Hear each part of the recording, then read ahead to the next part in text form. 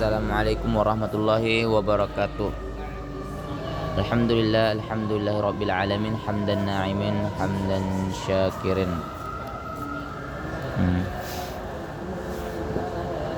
Baik, ya. Bersyukur kita panjatkan kepada hadirat Allah Subhanahu wa taala yang telah memberi kita nikmat kesehatan, nikmat kesempatan, dan terlebih-lebih lagi nikmat iman dan Islam. Dan tak lupa pula kita kirimkan salawat serta salam atas baginda Nabiullah Muhammad SAW. Baik, di sini saya telah menyelesaikan tugas saya, yakni metodologi tafsir tematik. Dosen pengampu Profesor Kiai Haji Ahmad Alim LCMA, NPM 221105080766. Lanjut ke slide yang kedua, yakni manfaat tafsir tematik. Manfaat tafsir tematik ada 3 bagian. Yang pertama, yakni dalam mempelajari tafsir tematik, seseorang akan mampu menafsirkan dan memahami isi kandungan Al-Quran secara tematik. Yang kedua, dan juga tafsir tematik ini akan memudahkan seseorang dalam memahami sebuah proses yang muncul di belakang qadayah al-mu'assirah atau isu-isu kontemporer yang nantinya akan membutuhkan jawaban dengan pendekatan tafsir tematik karena ini bersifat praktis. Lanjut slide yang ketiga, yaitu problematika dalam penafsiran. Dalam menafsirkan Al-Quran, ketika tidak berdasarkan ilmu, maka hal ini sangat berbahaya karena hanya menafsirkan Al-Quran dengan modal perasaan dan pengalamannya semata yang tidak ada kaitannya dengan ilmu sehingga dicocok logi. Slide yang keempat, urgensi manfaat tafsir tematik.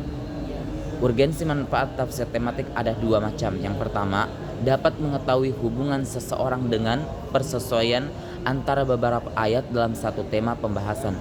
Yang kedua, mempermudah para akomodasi tujuannya agar mengetahui kesempurnaan berbagai macam topik dalam Al-Quran dan juga pembahasan yang lebih fokus dan menyuruh. Lanjut slide yang ke-5, yakni urgensi manfaat tafsir tematik. Ada 3 macam. Yang pertama, tafsir maudhu'i, yakni yang akan mendorong lahirnya berbagai macam disiplin ilmu baru, baik sains alam maupun sains sosial. Yang kedua, tafsir maudhu'i juga mencakup seluruh disiplin ilmu dan perspektif ilmu-ilmu tematik. Yang ketiga, lebih praktis dalam menjawab tantangan zaman. Kita lanjut ke slide yang ke-6, yakni sejarah tafsir tematik. Sejarah tafsir tematik juga ada 2 macam, yaitu tafsir tematik bukanlah kajian baru di dalam agama Islam atau peletakan dasar-dasar yang telah dimulai dari zaman Nabi Muhammad SAW, yaitu ketika beliau menafsirkan Al-Quran dengan ayat yang semisal. Yang kedua, misalnya Nabi Muhammad menafsirkan surat Al-An'am ayat 82 tentang konsep jiwa, bahwa jiwa akan terasa tenang jika tidak tercampur dalam kezaliman dalam ayat tersebut. Kita lanjut ke slide yang ke-7, yakni periode sahabat. Ada 2. Yang pertama, Madrasah Makkah atau Madrasah ilmu Ibnu Khaldun yang melahirkan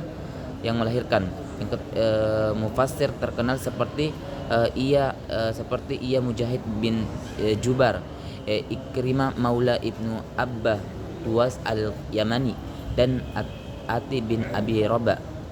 Madrasah Madinah atau Madrasah Ubay bin Ka'ab yang menghasilkan pakar tafsir Zaid bin Aslam, Abu Alya, dan Muhammad bin Ka'ab al-Quradi. Madrasah Irak atau Ibnu Mas'ud, salah satu yang terkenal, Al-Qamah bin Qais. Kita lanjut ke slide yang ke-8, yakni periode tabi'ut tabi'in. Yang pertama, tafsir pada masa ini dimulai dibukukan yang dipelopori oleh Ibnu Jarir at-Tabari dan mencantumkan sanad-sanad masing-masing sampai ke Rasulullah SAW, sahabat dan tabi'in. Yang kedua, generasi yang datang setelah Ibnu Jarir at-Tabari mulai mengembangkan spesialisasi tafsir menurut bidang keilmuan para mufassir. Pakar fikih menafsirkan Al-Quran, dan dari segi hukum Al-Qurtubi.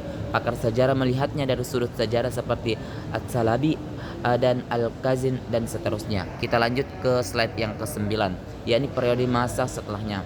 Ada dua macam. Yang pertama, periode setelahnya lebih mengkerucut lagi yang dikenal dengan metode tafsir maudhu'i, yaitu membukukan tafsir menurut suatu pembahasan tertentu sesuai pembahasan disiplin bidang keilmuan.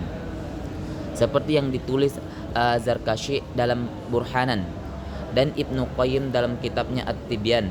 Yang kedua, dalam tatanan akomodasi, tafsir tematik abad pada masa itu dipelopori oleh para ulama Al-Azhar seperti Profesor Muhammad Satut bin Januari Satut pada tahun 1960, dan tertulis di dalam kitabnya itu Tafsir Al-Quran Nul Karim. Kita lanjut ke slide yang terakhir. Wallahu alam bisawab. Mudah-mudahan ini saja yang saya bahas. Wabillahi taufiq wal hidayah. Wassalamualaikum warahmatullahi wabarakatuh.